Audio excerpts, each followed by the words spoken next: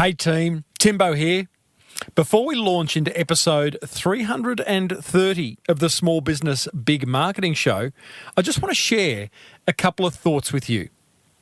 How would you like a prospect to describe your business's personality? Fun, youthful and adventurous, or serious, academic and wise? There's no right or wrong answer to this all-important branding question, but as a business owner, it is a question you should get crystal clear on. Because when you know the answer, it will improve the quality of everything you get designed out of sight.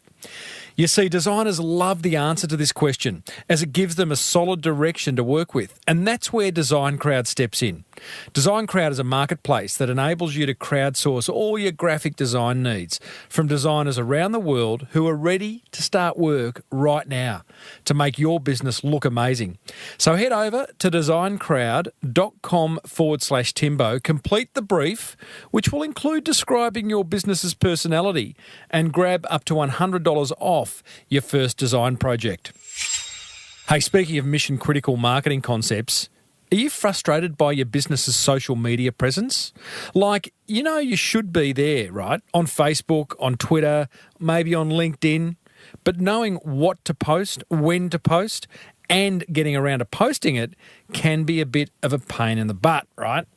Well, if you want to get control of these all-important marketing channels, then contact WebCentral, who have got this social media growth package, which for this show's listeners includes a $0 setup fee and a $100 Facebook advertising credit. You'll find all the details over at webcentral.com.au/Timbo. Now, we speak a lot on this show about the power of partnerships in marketing. After all, they're a solid way to exponentially grow your business. Well, today's guest, the young owner of a ski tour business, struck a partnership with Australia's two biggest airlines that helped launch his multi-million-dollar empire. And you're about to find out how he did it. Well, I said, welcome to a small business marketing show, where successful small business owners share their souls to take your marketing straight to the lead. Now, here's your host, Mr. Timbo Reid. And welcome back to another episode of Australia's #1 marketing show. I am your host, Timbo Reid. You, so much more importantly, infinitely more importantly, you're a motivated business owner and you are ready to crank out some great marketing to build that beautiful business of yours into the empire it deserves to be. It's pretty much what we do around here. Thanks for coming back. If it's your third or fourth or 300th time around, if it's your first time around, settle in. There's a big archive to go back through, and today's episode will be quite revealing in itself. Big show today. Quentin Nolan of Liquid Ski Tours is a young man on a mission. At the ripe old age of 31, he's just determined to create the world's best ski tour company. And right now, he has partnerships with Australia's two largest airlines and, wait for it, owns 6 hotels in Japan. Oh boy, stick around as he will shortly reveal how he's gone about it. Plus, I share part 4 of a 4-part series, which I hope you've been enjoying, in which I share some highly clickable email subject lines that will get more of your emails open more often. Kind of mission critical, really, in today's day and age, in today's marketing world. As per usual, team, there's marketing GOLD dripping from the ceiling over here at Small Business Big Marketing's HQ. So let's get stuck right in. Righto, coming up, got a great interview with a bloke who owns a lazy 6 hotels in Japanese ski resorts and is the master at building really good partnerships to exponentially grow his business. Lots to learn there. And there is also lots to learn on my upcoming Creating Freedom Through Outsourcing tour to the Philippines. In fact, it is tour number 3, and I'm very excited to announce it to you right now. Now, you've probably picked up as a business owner in Australia that the cost of running a business here is mightily expensive. And in fact, I reckon way too many businesses fail because of this. And if they don't fail, then they stagnate or don't get the growth they deserve because they can't afford to try new things. Does that sound familiar? I hear this story a lot. Well, it doesn't have to be that way, you see. The world has changed. And as I say, there has never, ever been a better time to run or market a small business. And in fact, reducing your running costs by up to 75% and creating the freedom in your business that you deserve is absolutely possible these days. You just need to know how to do it, where to look, and team up with the right people. So that's what this Creating Freedom Through Outsourcing tour to the Philippines is all about. It's a 4-day business transformation tour. It's hosted by myself and past guest David Warren. I'll put a couple of links in the show notes so you can go back and have a listen to what David has to say about this. But he has completely turned his business around through outsourcing to the Philippines. He lives over there now with his family and he's offering the service to other people. But this is a tour where you get to see, with me, all the outsourcing options available to small businesses in Australia in the Philippines. So we visit all different sorts of businesses, from dedicated marketing agencies to business process outsourcing businesses to call centres to places that allow you to find people online. We visit manufacturing, we visit other Australian businesses that are set up over there. And it's a lot of fun and it's an absolute eye-opener. As I said, 4 days, 3 nights, deluxe accommodation, all meals and drinks included whilst on tour, all transfers. You get a 1-hour pre-tour offshoring consult with David and a post-tour one as well. Now, if you're wondering whether it's for you, it is if you are a business owner who wants to build a low-cost business model that's going to unlock cash flow to allow you to do other stuff in your business, to fund growth. You love that. It's for you if you want to deliver exceptional customer service without spending a fortune, finding ways to be more competitive. If you want to engage a productive team offshore to build automation into your business. And it's for you, basically, if you want to take your current business to an exciting new level. So you can find out more about it over at smallbusinessbigmarketing.com/tour. What I can tell you, it is November 29 to December 2, 2016. The cost is twin share $2,990 or $3,490 single share, all inclusive except airfares, right? Everything else is included. I'm going to be on it. David's going to be on it. We're going to be joined by another mate of mine, great mate David Jennings, 2 Davids and a Timbo. David is a master at systematising your business.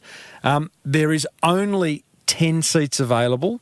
So I encourage you to check it out, smallbusinessbigmarketing.com/tour, and I hope to see you on there. Now, coming up, after this fireside chat, I share another 5 highly clickable email subject lines. But first, I reckon we get stuck in today's guest. What do you reckon? I think it's a good idea. Quentin Nolan is his name, from Liquid Snow Tours, which is an Aussie-owned ski tour operator that can book you a skiing holiday in Japan, Canada, New Zealand, South America. You know the kind of business. Now, here's the thing. Quentin's 31 years old. He started the business when he was 21, and it's currently turning over $8 million. He's got offices in Australia, Singapore, Japan. He sent 5,000 peeps on ski holidays just last year. 80% of his bookings come direct off his website, and the other 20% is through partnerships with Jetstar and Qantas. And he explains how he got them. Very, very interesting story that is.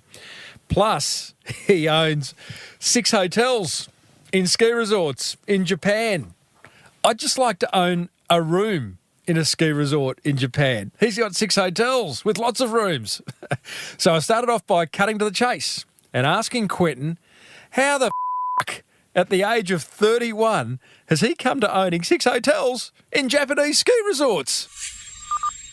I mean. So Tim, it was a bit of a road to that, I guess. I have no doubt. Let's explore that road. So, mate, we started sort of taking people over to Japan about 10 years ago. So what I did then is I put on a trip over there, and I hadn't actually been there, but it was an area which was kind of up and coming, and there was a bit of interest in it from Australian skiers, and I thought it would be cool to go and check it out and get some other people to make that possible as well. So I put a trip on over there, and then really saw a lot of potential over there as a ski destination and as a place for Aussies to go on holidays. There's no time zone difference. There's the cultural side of it and the best snow in the world. So it was really a good combination. And then just kind of focused on that area. And as things developed, and as we had a good season, then went into sort of the property side and now there's 6 hotels in Huckabee and 1 in Miyoko. Well, that's a very short road. I'm guessing it's a bit longer, Quentin. So, mate, so you went over at the age of 21. You've taken your first group of people over to Japan to ski, of which you hadn't been before. And mate, at 21, I can't even remember when I was 21, but what were you thinking at that point? Were you hoping that would turn into a business, or was it a way for you to make a quick buck and you didn't know what was going to happen next? I did have the intention to turn it into a business and a considerable one as well. Before that, I was taking people up to the snow here. So when I was 20 to 21, I'd drive coaches from Sydney up to the snow or Melbourne up to the snow. Working for the man. Yeah, no, I was doing that for myself. Your own, okay. Yeah, so we'd get uni students together, or I'd approach a couple of different corporate groups, put together a weekend package, sort of leaving Sydney, for example, on a Friday afternoon, go down to Jindabyne for 2 nights, up and down each day. I'd drive the coach down there and look after them. Then come back on the Sunday night so people could go back to work or university or whatever it was. Okay. And then, so I had a bit of a market there of people that had already travelled with us. And then after our winter here, Japan being opposite snow seasons, there was a bit of an opportunity there to tap into our existing customer base and offer them a more considerable trip, which is what I did. And and everyone came over and they had a great time. I was pretty upfront with them that I hadn't been there and I was their tour guide. And I love that. Everyone was older than me, and so Quentin, just tell me about that a little bit more, mate. Because we hear in books like The Lean Startup of this minimum viable product idea, where hey, don't wait for everything to be perfect. Just take action and do it. I guess you're 22. You're at that age, so you're really not giving it much thought, except that hey, I can do this, right? It worked on a couple of levels. Like, I wanted to go over there snowboarding as well. And I was very upfront with people and put together a really good package. So it wasn't that things weren't booked or whatever. It was more that me as their tour guide hadn't been there. But I'd done a fair bit of research into it. Mm-hmm. And at that time, a lot of people were going up to Niseko, which is a resort up on the North Island of Japan. Mm-hmm. So there are a couple of Australian companies which were quite considerable operating up there. And in my research, I'd seen that Huckabee, which is on the main island, it's about 2.5 to 3 hours from Tokyo. It's where they had the Winter Olympics in 1998. The mountains are much bigger. It gets similar kind of snowfall, and it's a bit more accessible. So in my research, I was like, well, there's no one really doing things into Huckabee, so there's probably an opportunity there.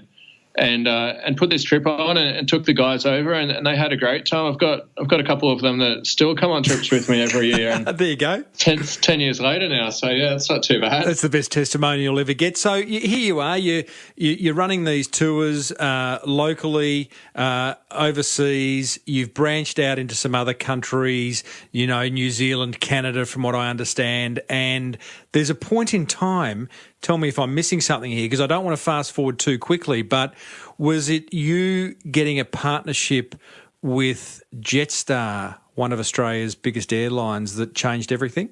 I mean, that definitely had a big impact on things. So by the time that we got the partnership with Jetstar, I'd been doing trips over to Japan for a few years.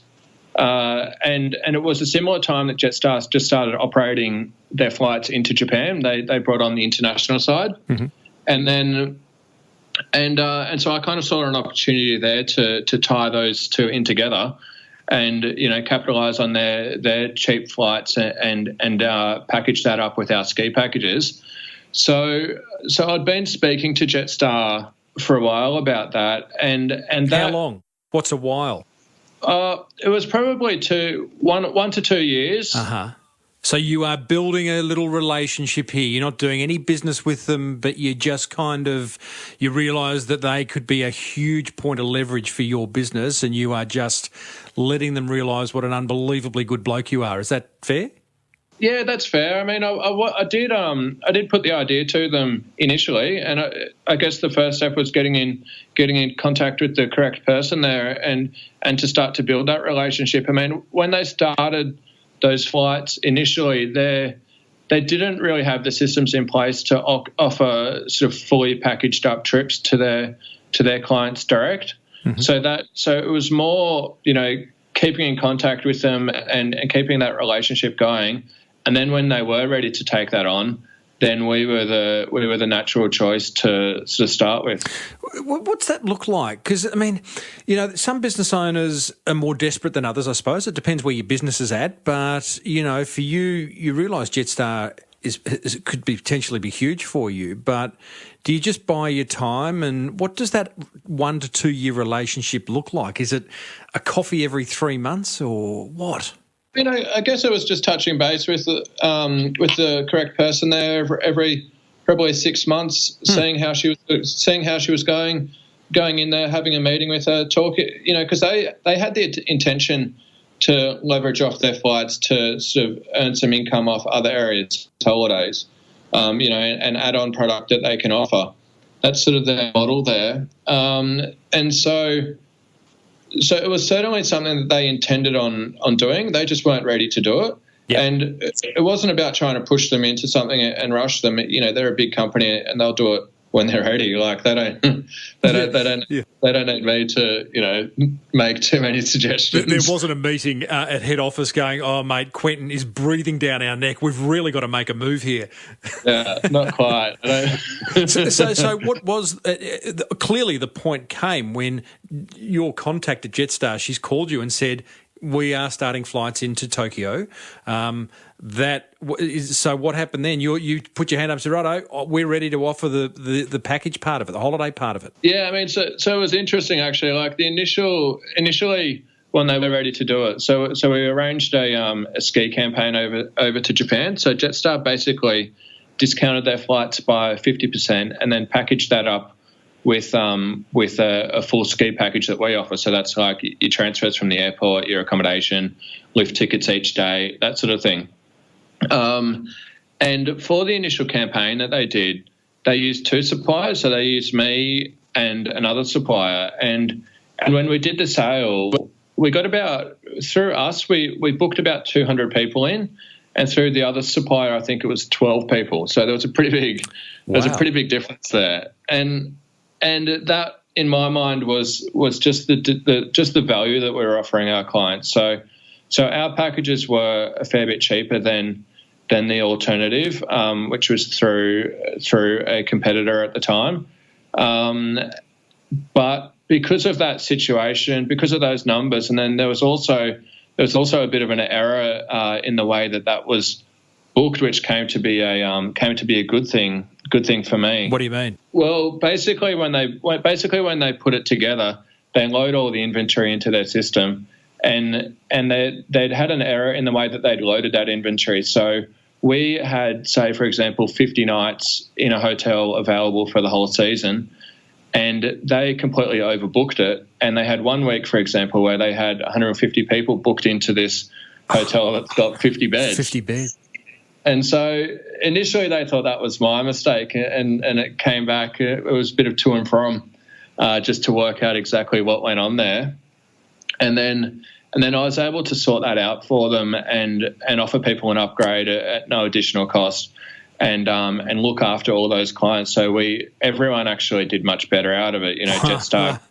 Love that. So Jetstar were able to sell more, get more revenue. And then we did, I was able to kind of solidify that relationship as well, I guess, and look after more clients and also build my database. Okay, so let me just unpack that a little bit more for listeners, because that is another pivotal moment where it could have all fallen into a heap, right? And that Jetstar relationship could have disappeared. But so Whose fault was it? Who was really responsible for the overbooking there? I mean, it was Jetstar's fault, and just the way their data entry into their reservation system. So, did you at some point need to just look her in the eye and go, "It's your fault, but I'll dig you out," or did you more kind of subtly just say, "Listen, doesn't matter whose fault it is, let's just work it out and turn a negative into a positive"? What happened? I mean, initially when the problem came up, the product manager who I'd been working with, her boss got onto me in quite I wouldn't say aggressive, but thinking that it was my fault, yeah. and putting it all back on us. And then when I didn't necessarily just go back and shift the blame back to them, but I showed them what had happened, and then gave them an alternative on how we could look after all the clients and make sure that everyone had a good trip, which is what worked out. And then, so that worked in both of our favours, I guess, at the end of the day. What about the other bloke from the other wholesaler? Well, he's only sold 12, so he's probably just licking his wounds, is he? Yeah, I don't know. Like, believe it or not, he's not in business anymore. No, so. Really? Can't believe that. I guess, Tim, one of the things that's been successful for us is that I have people on the ground over in Japan. So we look after people from the get-go. And by doing that and having Japanese staff that can make these contacts with the hotel, we can offer that level of value and service that someone sitting here in an office and going through a local wholesaler, then a Japanese wholesaler, then the Japanese wholesaler will go to the hotel direct. They can't offer that same level of value. So that's probably where our packages varied back then, and they still do, to be honest. Even back then, even at the start of that Jetstar relationship, was one of your points of difference having people on the ground? Yeah, I mean, I was on the ground. So I've been going over there for the last sort of 11 seasons. And I think back then I had one or two staff. So the three of us would be over there, then come back here. Now I've got staff in Japan year round. I've got a whole reservations team, which are all Japanese and all work with all the local hotels and all the local suppliers and are in the resort year round. And that makes a huge difference for us. It is a big difference. I have an interest in a business in the Philippines, and whilst I'm not on the ground, my business partner is, and that is, again, a massive point of difference, because you can literally react there and then. If a client needs something addressed, you are there. You don't have to there's no delay. So that helps in a big way. Tell me, you then, so Jetstar bedded down, happy days, away we go. You are now a major supplier, correct me if I'm wrong, to their partner airline or their parent airline, Qantas. Yeah, so from that Jetstar relationship, I guess we've developed into now doing all the ski trips for Qantas as well. So we basically have a page sitting on the Qantas website, qantas.com/ski, and that has and that's a white label site. So what that means is that someone will go to that page, and even though it's on Qantas, they'll come directly through to my business here in Sydney. And then we'll package up their trip for whatever they're after. So my staff in here will put together whatever somebody's needs are, and then combine that with their Qantas flights if they came through the Qantas site, and then look after their holiday that way. So it's given us access to a whole database of people and a really good brand association as well with a leader in travel. So it's worked on a number of levels. Mate, that is just a massive coup, Quentin, to be able to white label on the Qantas website and get that kind of business. Which, interestingly, I think one of the figures that you gave me when we spoke a couple of weeks ago was that you're only getting 20% of your business from the airlines. Is that right? You're still getting 80% of your customers come through your website? Yeah, correct. So we do get about 80% of our business direct, which is great for us. And would it be fair there's better margins on that business? Oh, absolutely. Yeah. There's the margins are doubled on direct business than when it comes through a third party. But the airlines have kind of contributed to that success as well in a way, because we've been doing Jetstar for the last, I think it's been about 7 years, and where people in the industry or clients know that we're like a reputable source, and we're one of the sort of major players, and part of that's come from them associating us with Jetstar or Qantas, and by being their sole kind of ski providers, you get a lot of value out of that as well, and a lot of that does come back direct, where people, the option that they want might not be specifically on the Jetstar page, but then they'll come to us direct and ask us for something a bit different. Your intention, I'm guessing, is to grow, not to grow the airline business, it's to grow direct business. I mean, it's a combination of both, Tim. Like we're focusing more over the next few years. One big growth area for us is Asia, and so I'm looking to establish similar relationships to what I have with Qantas and Jetstar, with some carriers from, whether that be from Hong Kong into Tokyo or China. I'm going to China pretty soon. You're not going on China. You're not going on China Southern, are you? Haven't Mate, yet. I haven't flown with them, but every time I'm at the airport and I look out the window of the plane I'm in and I see that China Southern plane sitting there, I get nervous. I go, mate, the Chinese airlines have come a long way. They've got a bad reputation, but the last few years they're really building on it. I haven't, to be fair, I haven't flown with them too often, but how much soon. I look forward to a report. So, Quentin, I do want to talk about the other part, the direct part of the business, but before we leave partnerships, because I think this is a really interesting discussion. You've mastered the art of striking partnerships with big, in this case, airlines that have given you massive leverage and helped you grow the business to where it is today. And you've talked about the idea of just starting to socialise yourself within the business. You got to know the lady at Jetstar quite well before there was even work for you. But you got 2 or 3 other tips for listeners who are wanting to establish partnerships with key people? I mean, I don't think you necessarily have to look like to an airline or something that big. I mean, I actually, Tim, just got off a Skype to a heli-ski company over in New Zealand, and we're arranging a situation. So at the end of the winter, which is coming up, end of September, they'll send out an email to their database promoting Japan trips through us, and we'll give their database an offer, a discount, or whatever it is that we work out. But that gives us access to a really good market of people that go heli skiing. So they're sitting right. They're the perfect customer for us. They're keen skiers or snowboarders. They travel to go and do it, and they're looking at spending a reasonable amount of money to do that as well. So that's and that relationship. I mean, I have known these guys for quite a while, but they're the kind of relationships that as soon as you can make it beneficial for both parties, I think any other small business owner is quite open to. If you can offer them some value, offer their clients some value, and then it works for you in return, then why would someone say no to that? I think the Latin for it is quid pro quo, isn't it? Yeah, I think so. That's as much as Latin as I know. It just impressed myself. So let's go. Okay, so partnerships, tick. You are working hard to entrench yourself in that whole Asian market.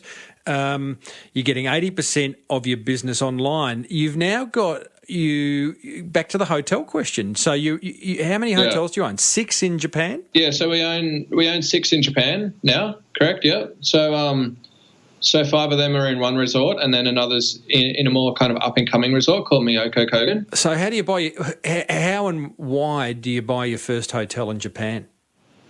Well, my first one was initially because, back then we were doing more kind of budget-orientated trips, and an opportunity came up there to buy a place, which is in a great location. It's right next to the lifts, and it's an awesome venue. Good, we put a good bar in there. And it was another area that we could look after our own customers and have control of that product. So kind of control it right from the beginning through to the end, just to make sure that everyone that came over had the best holiday possible. We didn't have an issue with no availability when we were trying to book people in, because we controlled the availability. And then it just worked the whole way down. So you make it sound easy. But let's drill down into clearly what it's at some point you've been looking at the invoices and going, geez, we're sending a lot of money to these other hotels in these resorts in which we're taking our people. That money could be going directly into our coffers. Would that kind of the conversation? Oh, absolutely. Yeah, absolutely. And now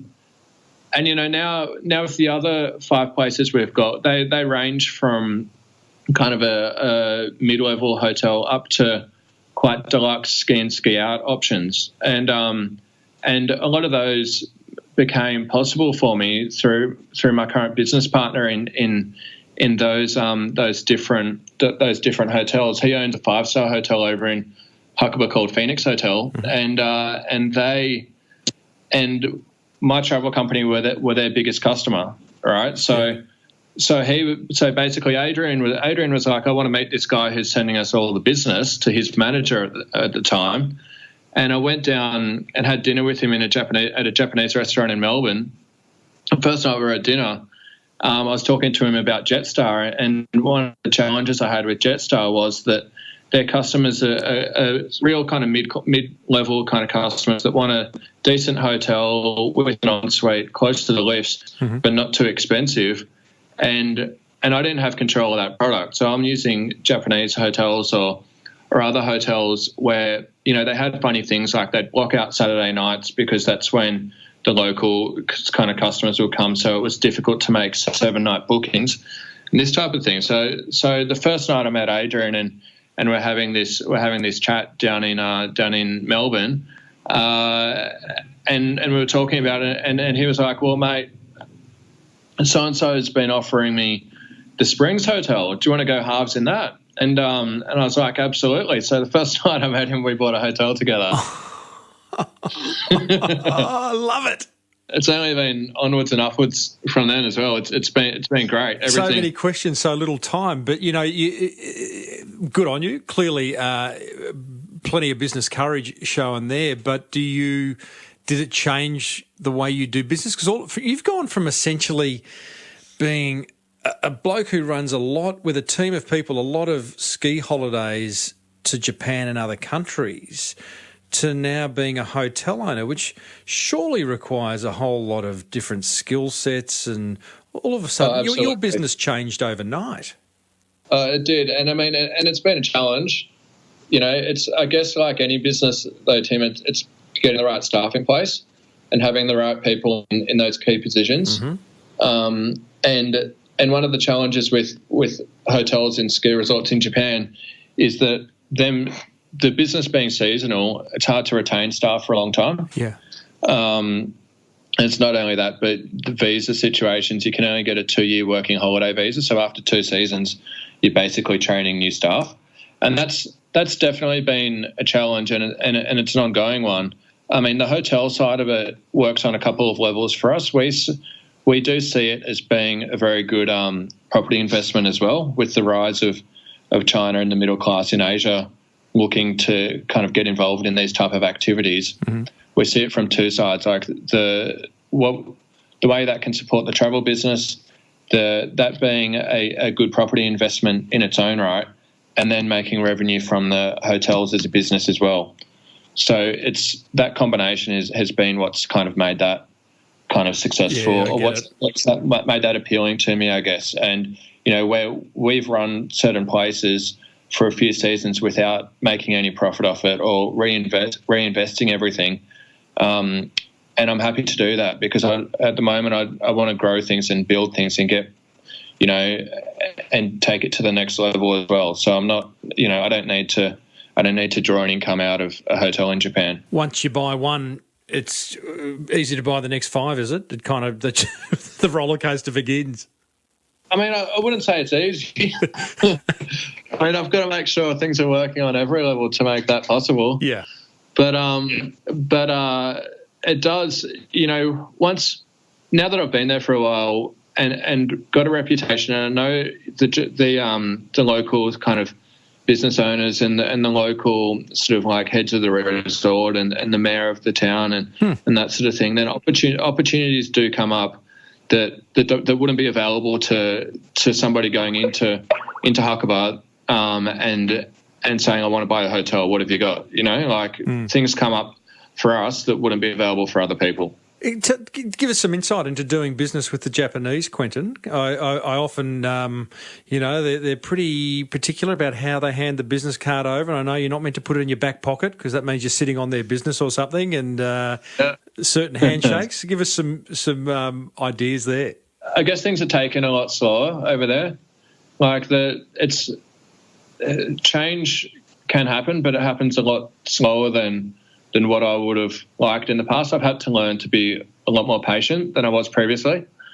And it's about relationships, you know. So now, you know, Tim, where the first couple of years, which when I was trying to get things done quickly and short term, and it could be a bit frustrating, you know, now because I invested in those relationships and we've shown people that, you know, that we're good for it and that we're there for the long term and we're not, you know, and we've got that scale as well. Now opportunities will come up that another Australian company going over there and saying, hey, can you give me the same rates as him, or can you do this, or can you do that?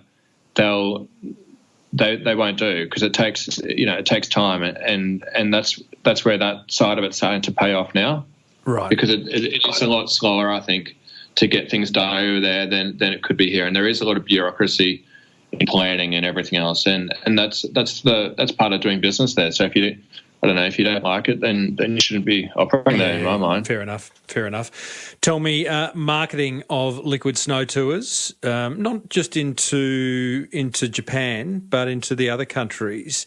You mentioned to me when we first got talking about social media being the most powerful thing you can do, or at least sponsoring other companies who have strong social media presence. Is that kind of how you get the word out? Yeah, I think so. I mean, I guess marketing's pretty fluid, you know, and we've gone through different steps. Like when I started my business, I could run the whole thing. I could get 100% of my business from AdWords. But now, you know, those days are gone. Those days are well and truly gone. Like I was looking at this last week with one of the guys in the office here, and AdWords isn't viable for us at all anymore. Because of the cost per click? Just because of the cost, you know, when you're paying $3 a click, you know, and then you work out those ratios of how many people to your site, how many of them result in an inquiry, of every inquiry, how many bookings that relates, and then what margin you're making off each booking, then it gets to a point where it's just worth it. Mm-hmm. I mean, Facebook has proved to be a lot more viable in advertising and quite good in the way, obviously, that you can target your different segments and putting things up on Facebook, and then when they're getting a good reach, then sponsoring it and pushing money that way. Yep. That gets us more traction, I think, than necessarily just going on there and putting an offer out as an advertisement. I mean, with the social media side, I do kind of see that a lot as well in a relationship building exercise. So you know, we'll put up content people actually want to watch, or, you know, things that are actually interesting, and then they come and see that and they engage with that. And then when they're ready to book a trip, naturally they're going to come to us because we're in the front of their mind, and they associate, whether it's Japan ski trips or, you know, going heli skiing in New Zealand or whatever it is, they'll associate that back to us. And that's where I see the benefit in social media as opposed to just trying to get the quick direct sale out of it. Yeah, right. You also do, I think there's, like, for example, a sponsorship of Mountain Watch, this Mountain Watch website, where what do you give them a prize to give away, which then they promote through social media, and you're just getting all this free coverage for the cost of a prize? Is that how it works? Yeah, it is. Yeah, I mean, so we did an event down at Mount Buller a few weeks ago, in conjunction with Mountain Watch, where we gave away a week's accommodation and a few other things in Japan, and then you know, from that they've got a lot of really good content from that ski event, which they push on social media and push through their channels, and they're kind of the go-to website and a media company. They own the main ski magazine, the main snowboard magazine, Right. and so they're the kind of the go-to guys for people in the industry. And so having that association, you know, and having them link through everything back to us creates value as well. Mm-hmm. I mean, at the moment we're giving away, and here's a good one for your listeners. We're giving away a trip over in Japan, in Miyako Kogan, and it's available on the Mountain Watch to go enter the competition. So, you know, people can, and they've been pushing it pretty hardly, and so people can enter that competition, and in return, we'll get a copy of that database. Yeah, right. And then we can market directly to those guys in the future. And yeah, I mean, this is all kind of in the partnership side as well. Like, I actually had a meeting up there yesterday, and we're looking at putting on a big kind of ski event, not this coming season, but the following season, which would be a big ski week with different ski and snowboard events, and then bands and DJs at night time, kind of like a festival for a week-long package in March 2018. Mm-hmm. And Mountain Watch are really keen to push that out to all their people, and so we'll get a whole another level of reach that we don't have directly, and be able to offer another alternative, which it's gonna be great, you know, and people are going to jump right onto. Quentin, what do you love about what you do, mate? I mean, I always thought that I'd go into business, so it's not like it's an excuse to go snowboarding. Yeah. But it is the combination of being in control of your own destiny, I guess. Like, you know, if I'm slack and if I don't go out there and actively push these things and come up with these new relationships and new ideas and constantly evolve, then I'll turn into the same old boring company competition is. You know what I mean? Like, yep. And so it's that constantly kind of evolving it and taking it to the next level. But then also what that creates, and that's, you know, the lifestyle that I want to live. And, you know, I spend the winter over in Japan each year, and when it's been snowing all night, like I'll be out on the hill snowboarding. You know, like I'm not going to be sitting in an office all the time. But then when there's work that needs to be done, then, you know, I'd rather get that done. I can't go on holidays for too long because my mind's just going at 1,000,000 miles an hour. Mm-hmm. You know, it's workaholic?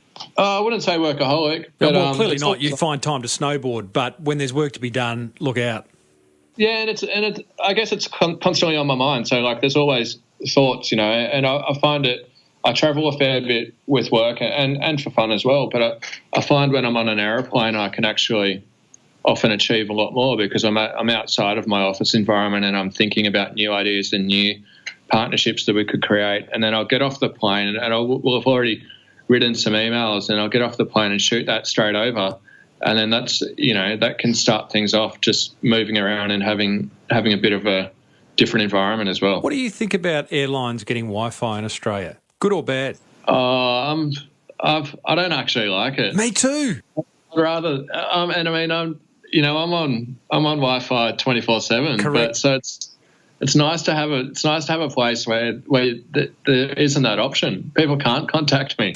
You know, I think that's when my brain can actually, you know, start to focus on some more growth things rather than the now of like what's happening immediately. I think today. It'll be a complete disaster. Maybe you could tap your Jetstar and Qantas people on the shoulder. This show goes on Virgin Airlines, so I'll tap them on the shoulder, and maybe we get a bit of a campaign going that says, we don't need that, guys. We don't need it. Because my greatest fear is as soon as you have Wi-Fi, it means you've got Skype.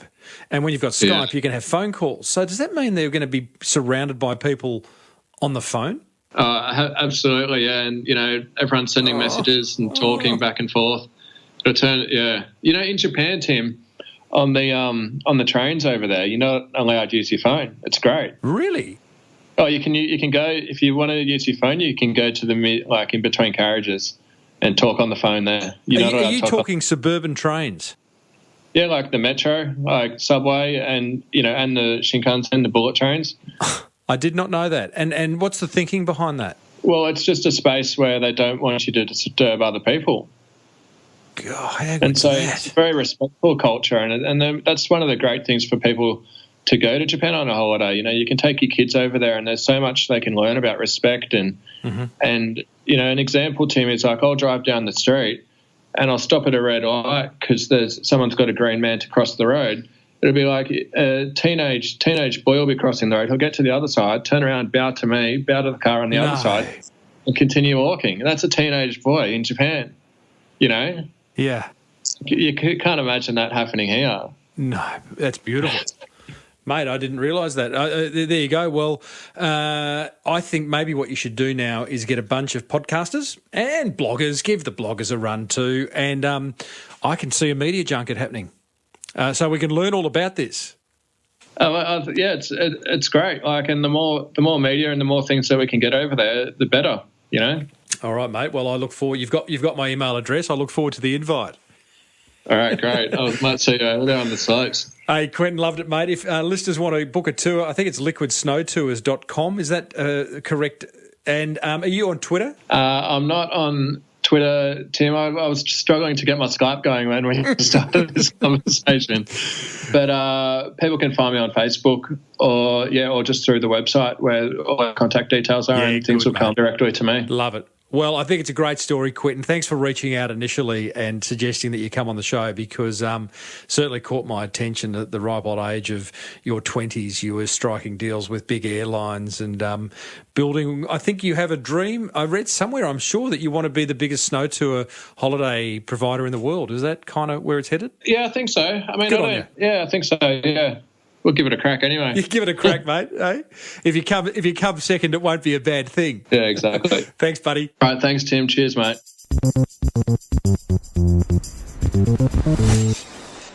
Well, there you go, team. Quentin Nolan, Liquid Snow Tours. LiquidSnowTours.com is his web address if you wanted to check that business out. Maybe you want to go on a snow trip. That'd be a good idea. Hey, coming up, I share 5 more highly clickable email subject lines, plus my top 3 attention grabbers from that fireside chat with Quentin. Things that really kind of got me sitting up and taking notice. But first, here's a word about a couple of businesses that want to help you build that beautiful business of yours into the empire it deserves to be.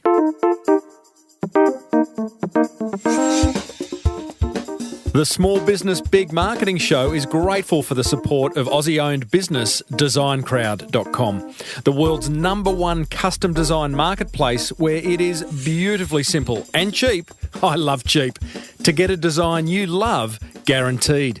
I asked founder Alec Lynch what problems Design Crowd solved for us small business owners. Buying design has traditionally been an expensive process, a slow process, and a risky process. Design Crowd's crowdsourcing solution fixes those problems. Design Crowd, a faster, cheaper, more creative way to get a custom logo, graphic, or print design for your business. For a special VIP offer that can save you up to $100 on your first design, visit designcrowd.com/Timbo.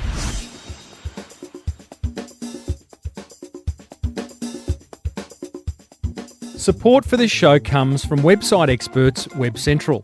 If you've ever tried to get a website designed and developed, you'll know it can be a bit like pulling teeth. Verity Ma, WebCentral's Chief Marketing Officer, agrees. It's actually very time consuming because it's not just building it and getting it live.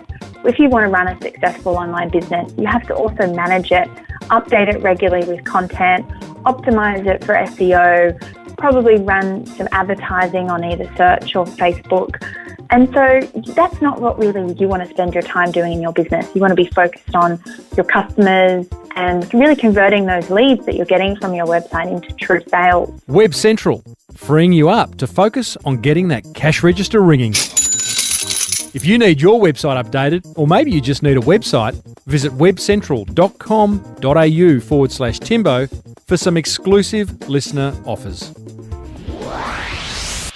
Righto, my top 3 attention grabbers with Quentin Nolan from Liquid Snow Tours. Number 1, partnerships take time. So I would encourage you to find the right ones and the right person inside each of them.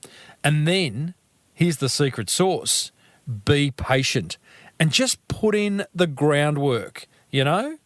Bit of foreplay first before going in for the kill, if you know what I mean. Nudge, nudge, wink, wink. Say no more. Attention grabber number 2. Be upfront with people like Quentin was in those first couple of years when he was taking ski tours to Japan, having not been there himself.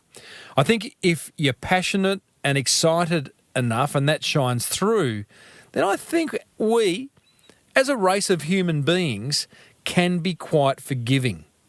So don't try and be something you aren't. Just be upfront with people. Attention grabber number 3. Own other parts of the value chain. Buying hotels probably wasn't on Quentin's to-do list until he realised how much money he was giving across to his hotel partners. So where are you sending a lot of money? That could be yours. What other parts of the value chain could you own? That's what grabbed my attention, guys. What grabbed yours? I really would love to know. Head over to smallbusinessbigmarketing.com/330 and let me know.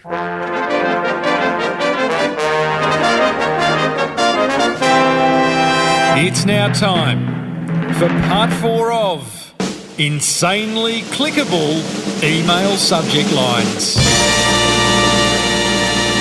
Now, if you missed part 1, 2 and 3 of this little segment, then I encourage you to go back and have a listen to the last 3 weeks' episodes where I shared the first 15 insanely clickable email subject lines. But in case you didn't realise it, a key factor in whether your emails get opened or not depends to a very large extent on the catchiness, the stickiness of your email's subject line. So put the time and effort and enjoyment into writing them. I've said it before, but I spend probably 80% of the time in crafting an email on the email subject line. I think it's really important. Past guest Jay Bayer recently shared a stat indicating that 84% of people aged 18 to 34 use an email preview pane, which kind of reinforces the importance of nailing your email subject line if you want to get them opened. So here's 5 more styles of subject lines with examples that will make sure your emails do get opened. And a big thank you to Emily Dowdle, who put these together over at optinmonster.com. Number 16. Yeah. Envy-inducing. This is where you use successful people to drive home your point. So an email with a subject line like 8 things Richard Branson does before breakfast would have a high open rate. Or maybe how to pick investments like Warren Buffett would have another high open rate. So obviously, being not Richard Branson or Warren Buffett, you need to go and do your research and find out how they would go about things. But those kind of email subject lines do get open. Number 17, teasing. An email subject line that teases is like an itch you've got to scratch. Users will click open your email simply to get an answer because you've been teasing them. Examples would be, here's the best advice I can give you. Hey? Teasing them to open the email. Or another one would be 3 simple tricks to avoid procrastination. People are going to want to open that. They might defer opening that one, you know what I mean, but they'll get around to it. Boom, boom. Number 18, be challenging. So you issue a command to your readers in the nicest way by challenging them to do something. But make your call to action specific, clear, and really easy to complete. So, for example, an email subject line could be, got what it takes to run a 5K marathon? Oh, well, that's not really a marathon, is it? I'll take that back. Got what it takes to run 5K? Prove it. Or another one would be, hey, business owners, which works better? ? So challenging them in your email subject line. Number 19, it's a hard word to say this, accusatory. Be accusatory. Yeah. If you're seeing low participation, you know what I mean? I'll say that again. If you're seeing low participation rates from your email list, then ask your readers why. If done well, this accusatory, I can't get it right. accusatory subject line will remind your readers that you're still around and encourage them to participate again. So something like, why don't you read our emails? ? Or, sorry, are we boring you? So take the fight up to them. I'm not going to say that word again. And the last clickable, insanely clickable email subject line strategy is number 20, and it is statistical. That's much easier to say. This is where you add hard numbers to your email subject line to catch the attention of your users. Things like, how to improve your open rate by 55%, or Darren just increased revenue by 53% in 6 months. So using those hard numbers, which people love, to encourage open rates. So there you go, guys. That was 20 insanely clickable email subject lines, all with examples that I've covered in the last 4 weeks in episodes, this one, 330, 329, 328, 327. So head over to smallbusinessbigmarketing.com if you would like to find out what the other ones were. Now, what I'd love to know from you is what types of email subject lines have you had the most success with? I'd love to know. Then we can build on this list and kind of create a valuable little archive that I can build up and create a blog post from and then share it with you, because that's kind of the guy I am. So there you go. What's working for you? I hope you found that useful. Look out for a new segment in next week's episode about another very interesting marketing topic. Now, that almost wraps up another episode of the Small Business Big Marketing Show. But boy, oh boy, have I got some good interviews coming up. Next week, we go deep, deep inside an amazing fashion retailer called Spell and the Gypsy Collective. You know, just 8 years ago, it was made up of two sisters selling jewellery in a car park market in Byron Bay. Today, it's doing well over $1 million a month and growing exponentially. 50 staff, they've got online presence, they've got a shop, they've got all sorts of stuff going on. Look out for that one. Geez, I love what I do. You know, getting under the hood with motivated and successful business owners and discovering what you and I can learn from them really, really lights my fire. One chat that stands out was with search engine optimization aficionado Rand Fishkin of Moz. Now, there's no shortage of SEO experts in the world, right? All promising to get you to the top of Google. However, I got to say, Rand is the real deal, having been ranked number 2 by Forbes magazine, one behind, by the way, Google's Matt Cutts. Here's Rand reminding us of the importance of Google. I love figuring this out. I love the idea that, Google is one of the most powerful companies in the world, not just from a revenue perspective, although they're certainly up on the top of those lists too, but from a control of access to information, right? They just influence so much of how we understand and perceive the modern world. And I think the fact that so few of us understand how that information is delivered to us and what might be hiding in there, what biases exist, is tragic. And it shouldn't be that way. It doesn't need to be that way. You can hear my full interview with Rand as he demystifies Google and the world of search engine optimization, plus hundreds more, over at smallbusinessbigmarketing.com, or you can subscribe free on iTunes, which I would love you to do. That way, you never miss another episode. And while you're there, leave a listener review on iTunes. I would love that, with a marketing question. And I read those listener reviews and I'll answer your marketing question on an upcoming show.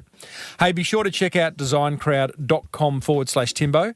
They are an ideal way to get any marketing touch points designed for that beautiful business of yours. Plus, there is an exclusive listener offer waiting for you that'll save you up to $100 on your first design. And remember, social media management doesn't need to be left to you, and it doesn't need to be as hard as you're making it. You've got enough to do already, right?